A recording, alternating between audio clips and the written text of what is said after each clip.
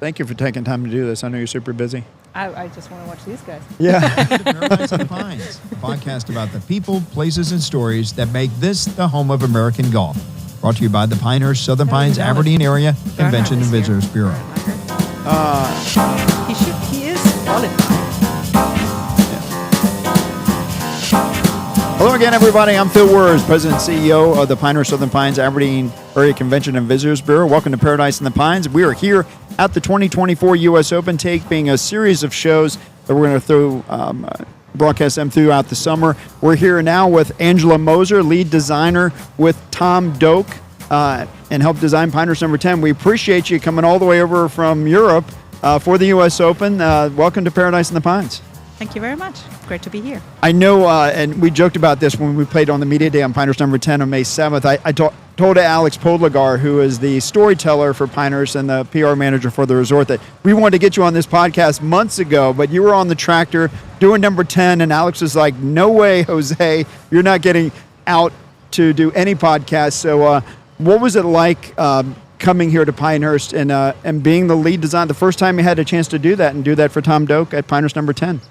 It's an absolute honor. I was welcomed, arms wide open, hearts wide open. Like, everyone was super excited. Everyone in the area was just absolutely behind you. Like, whatever you needed, you got. Yeah. And it was so special for me to be like the first lead associate, or this is my first lead associate job here. There's such a big history, and obviously that's a little bit of pressure that got onto my shoulders. But again, what a place to be, and what an honor to be here. We'll get back into Pinehurst number 10 in a second, but talk about how you found the game of golf, and then how you got hired by Tom Doak.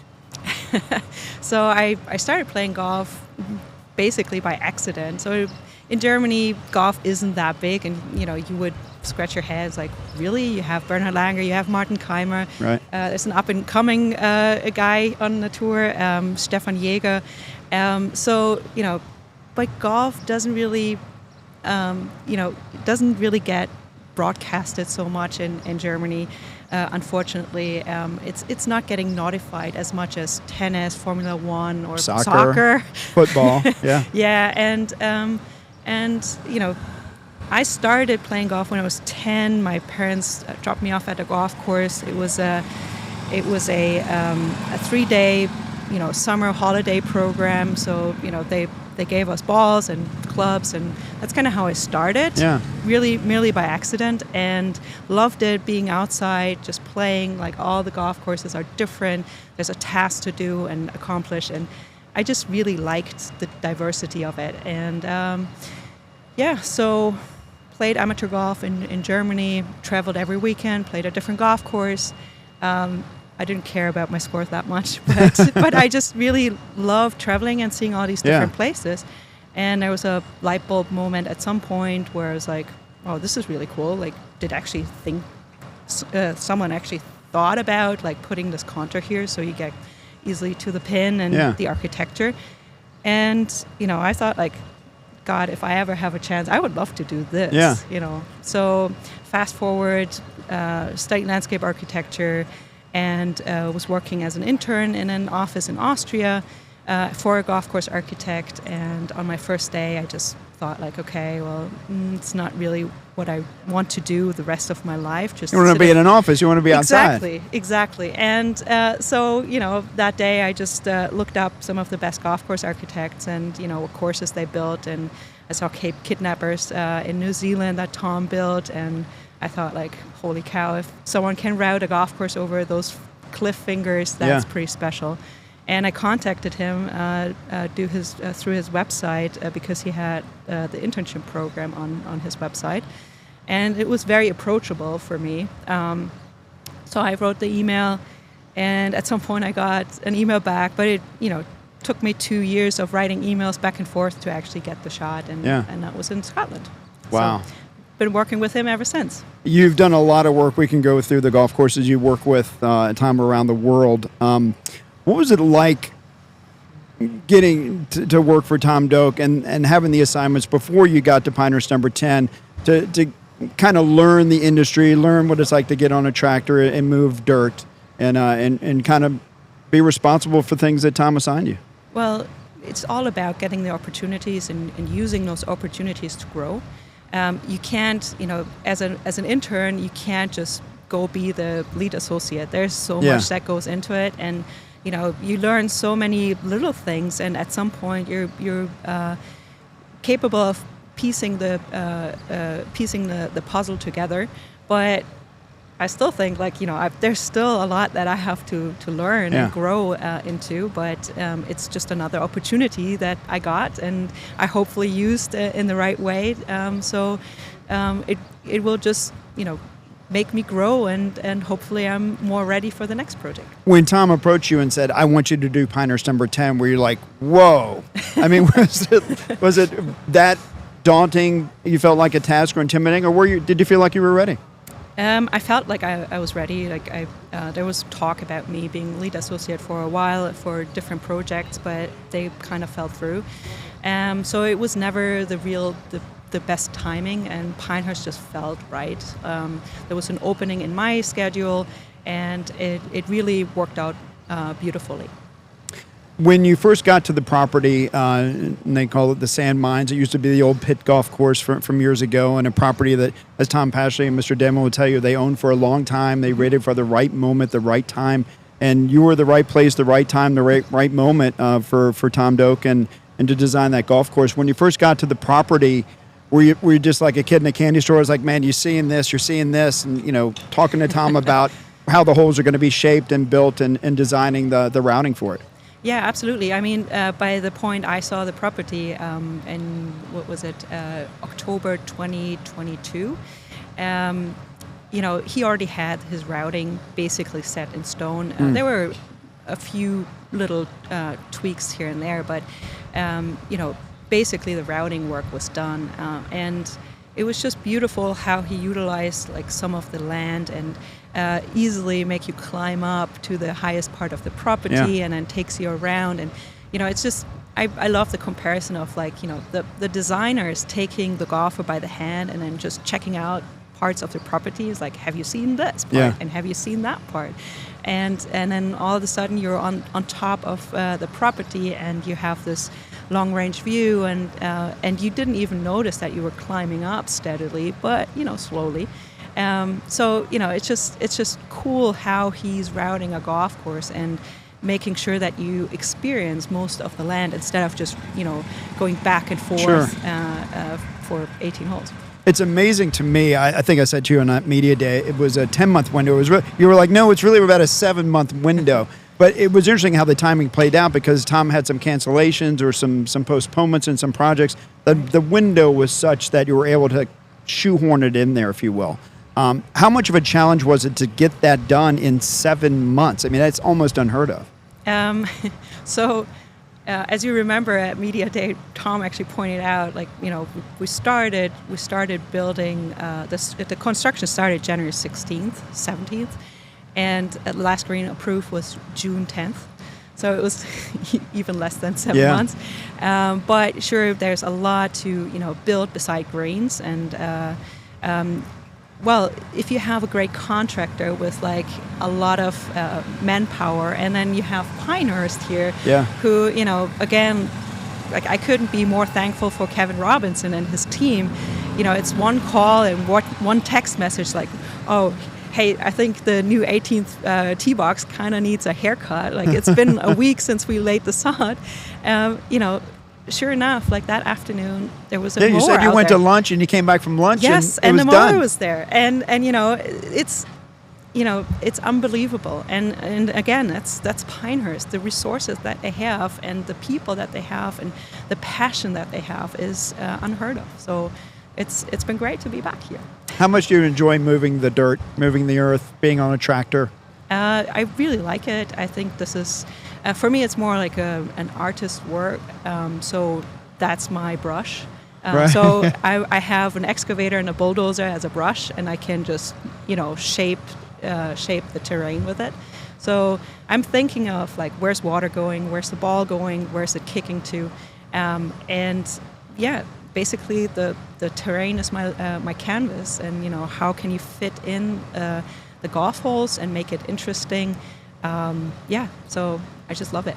While Tom Doak is your boss, you were there every day. Tom would kind of fly in, every 3 or 4 weeks, 5 weeks, and maybe say, hey, let's do this, let's tweak that. Right. So what was it like sometimes if he would come to town and go, this is great, or no, we need to change this? So how much was it an adjustment each time he came to town, or he pretty much just let you do your thing and you did it to a T? Working for him and with him for the past 14 years, I would say you have a pretty good understanding of like what he wants and what he doesn't like so much. So, of course, there's always like holes that he likes very much, and he's very open to. It's a nice part about Tom. Like you, as a lead associate or as a shaper, you get actually some freedom to try something. And then if he's coming into town and he's looking at it and he's like, I don't know, then it's maybe you have to redo some stuff. But he's very, very open-minded and great to work with. And so there were definitely days where he was like, "Yep, that's done. Check it off, and let's concentrate on this. I don't think this is sitting right yet." So we just concentrated and focused on that. For people that have not been to the property, it is a big, big golf course, big, bold elevation change. Really unlike anything that you see in Pinehurst. Obviously, nothing like Pinehurst No. 2. Talk about people that have never seen the golf course. When they go out there, what is to be expected? So I was out there last night, and I just, that's a part. It's just so peaceful. So we're standing here at the Cradle and at Thistle Dew, which I remember during the time I was in town, was most of the time packed and buzzing, and there's so much going on, and it's amazing. It's great for golf.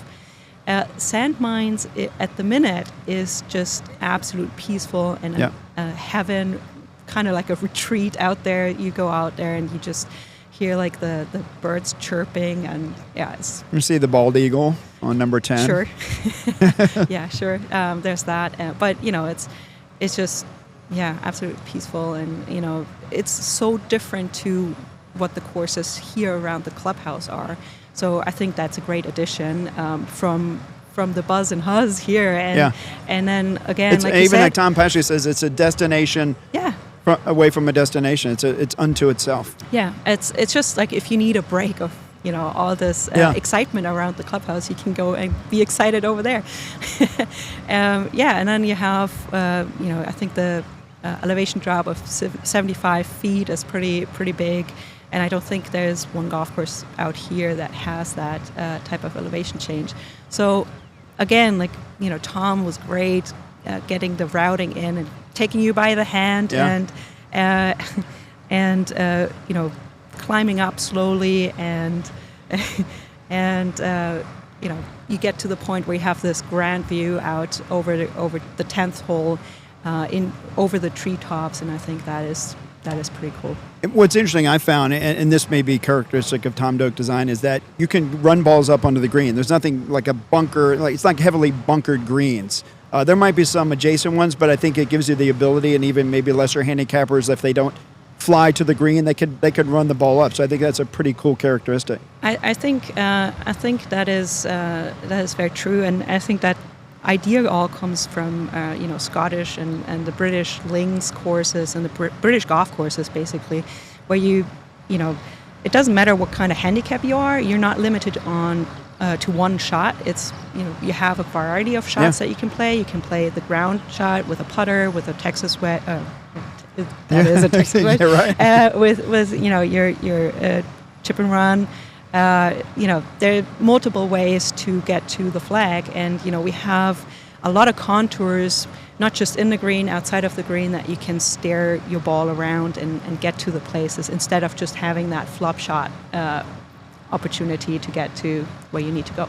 We won't go hole by hole, but we'll talk about a couple of the holes. So I know as you go through the routing, I think it's the 4th hole, short par 4, almost drivable. Not drivable for me, but drivable for like Eric Huster from the resort or Tom Pashley. But that's a really cool, fun par 4. And again, it gives you multiple ways to kind of play the hole. You can fly the green, you can play it out to the right, hit a little wedge in. And so that's a really cool, nice short par 4. Thanks. Yeah, it's beautiful how it's just tucked into the left corner, Yeah. and you have like a lot of trees and bunkers that basically steer you away from, or you're flirting with that line, but you're probably smarter to go to the right, and the right side is so wide and open. So it's easy to just lay something up and then have a pretty safe shot in. I think probably the one that's going to get the most buzz and most people talking would be the 8th hole, if I'm not mistaken, the par 4. And Tom says it's like playing along the back of a dragon because you're using part of the pit and the mines that were there. So you have to hit over this huge mound. It reminds me a little bit of the first hole of Tobacco Road, if you're familiar with that one. It has the two big mounds in the middle of the fairway. You have to hit between them. But you hit over that mound, and then you have a 2-tiered fairway from left to right, high, low, and then kind of a hidden green. Right. And it's a narrow green. So, but what's interesting, because Tobacco Road 9th hole has a huge flag. It might be 20 feet high because, I mean, it's highly, can't see it's it. elevated. Yeah, so it's like you really can't see the green or where the flag is. But obviously, if you have a caddy, he's going to say it's on the left side, right side. But really, it's kind of a blind tee shot and then a blind shot into the green. But just a unique characteristic of a hole. Just talk about the design and what inspired that. So Tobacco Road wasn't the idea. No, of course. It's not based off that, but there's a course in the Netherlands called UGC de Pan. It's in Utrecht in the Netherlands, and Harry Colt was the designer there, and it was just so nice. He really utilized the terrain and the landforms. And instead of having like a tee box on every mound, so you have an elevated tee shot down onto like a fairway that's in front of you, he utilized them. There is a tee shot from up there, but there's also there's a mound in front of a green, so it really matters where you're playing to. So for example, there's the 6th hole. You're playing to the right, and then all of a sudden it opens up, and you see the green and you see the flag. If you're playing to the left, there's the mound, so you have a blind shot into the green, which again is just adding variety and some spice to the hole, and I think that is pretty brilliant. And the same idea on hole 8. We had the old tee box of the pit. It was a par 3 playing actually the other way around. Okay. And the old tee box was just massive, like completely elevated, and we took a bit of material away. So if you remember, if you're actually playing it to the left, there's a tiny little nook, so you can actually get a glimpse of the flag. If the flag is back left, you actually get a glimpse of it. But then, the play is really to the right. You have to tackle the mound in front of you, and you get like the premium spot into the green from the right side. If you play it right over that mound, as you're looking at the foreground of the fairway, you're fine. Because I played it twice. I played it last fall. It was because you just laid the side, so it was fairly soft. But now when we played on Media Day on May 7th, it was hard and fast. I mean, it changed a lot in just a few months. And but yeah, being on the right side is definitely the place to be there for sure. Because the flag was just a right of center. Yeah. So I just took a couple of steps over, and you could see between the two mounds. And but just a really cool hole to play, and a lot of people are going to be talking about that.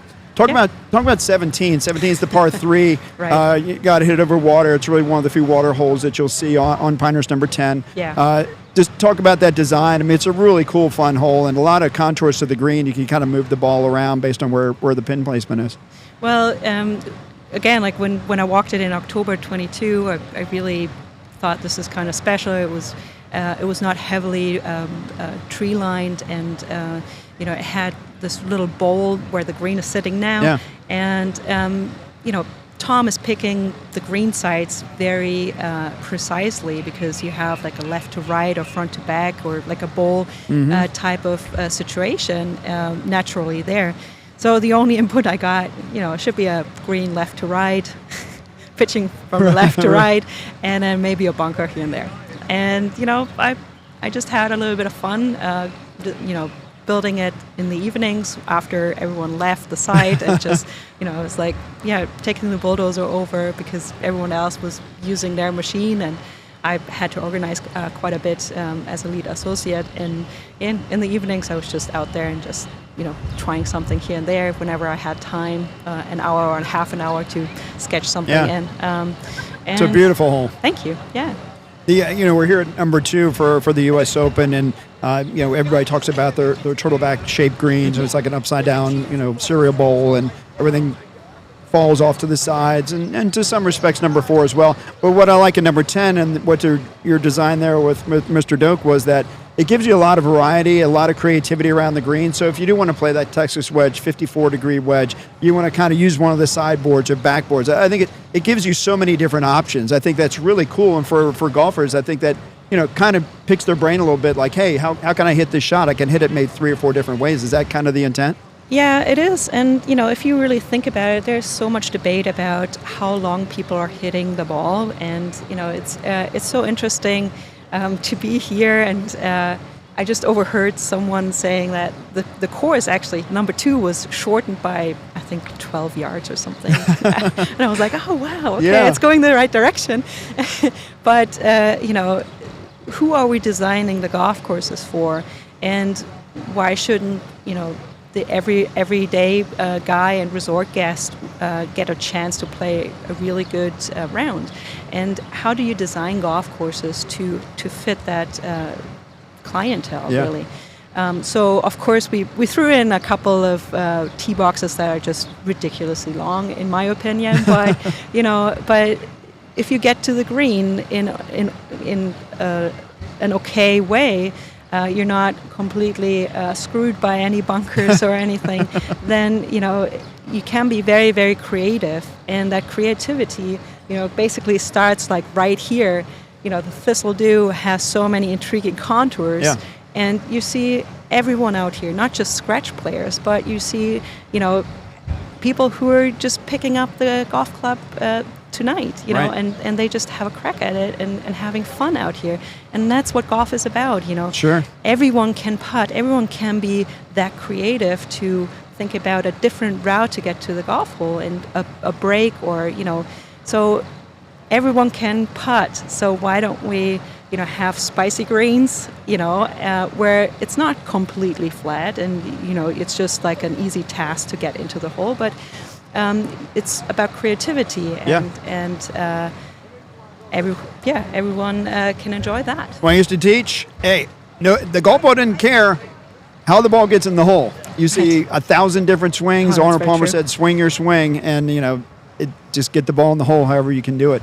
I think the most challenging part of number 10 is probably 9 through 14, the walk. I mean, the terrain, there's a lot of elevation change. In fact, Bob Farron, the first time we played it last fall, we played 9, went over to 10, then par 5, came back over to the par 3, another par 5, and then we're playing 13, I believe it is, which goes behind number 9. Yep. And so we're playing this hole, and I texted Bob Farron, I said, you've got 3 par 5s in 4 holes? He goes, no, 13 is just a long-ass par 4. And it was. I mean, it's like from like the white tees was like 480 or something like that. But it's a challenge. But I mean, when I played in the spring, you got a lot more rollout. So in the fall, I played driver 3-wood, but I played more driver 5-iron for me when I played it when it was hard and fast. I mean, it changed a lot in just a few months. I'm going to be funny here in a second. There might be also a chance to move up a tee box in the fall. Right. I hear you. I'd be happy to do that. Believe me, I've got no problem. I'm more than happy to move forward. Hey, I'm 62 years old, man. I can play the senior tees, so I have no problem with that. So, I got to ask the question. I mean, a female on a tractor, you're one of the very few in the world from the female persuasion in this business, turning the dirt, getting into the dirt and building golf courses. Is that a role model situation for you? Do you have young ladies say, hey, you know what? I never thought about, being a golf course architect, but you've inspired me to do that. I don't know, really. I just really love what I'm doing. And, I had my role models with Marion Hollins and Alice Dye, and I only started getting onto a bulldozer because I think there's a promotional picture of Alice Dye on a bulldozer. Right. And I was like, oh, wow, she did it back then. Yeah, sure, I can do that. So, I had no idea that it was promotional, but, I just honestly, again, the reference to an artist and that being the brush, I just love it. You can be very creative, and the most fun is then to see people play it and tackle on the slopes that you created and see if they're working or not. And yeah, it's fantastic. Well, I mean, I'm going to put a little idea in your head here. I know you love working for Mr. Doak, and you appreciate everything he's done for your career. But do you see one day an Angela Moser design and an all-female staff, maybe? You never know. So I'm open. I'm open for calls and suggestions. So There you go. Well, there you have it, everybody. Well, Angela Moser, it's been a pleasure. Absolutely. Thank you So much for coming over from Europe to do our podcast. I know you're here for a lot more than Just for that. that. Well, thank you. And I know you're here for Pinehurst number 10. It's a fabulous golf course. And folks, if you've not played it, it is spectacular. Unlike any other golf course you're going to find in the Pinehurst area. It's just a great addition to the home of American golf. So thank you so much, and happy travels, and good luck on your next project. I know you'll be back here often. Thank you very much. Thank you, Angela Moser, here at the U.S. Open. Well, if you want to learn more about tourism, go to homeofgolf.com. If you want to watch our videos, including this podcast, go to our YouTube channel, which is Home of American Golf. And to find Paradise in the Pines, just search for it in Spotify or wherever you get your podcast, download it, and share it with your friends. We'll see you next time.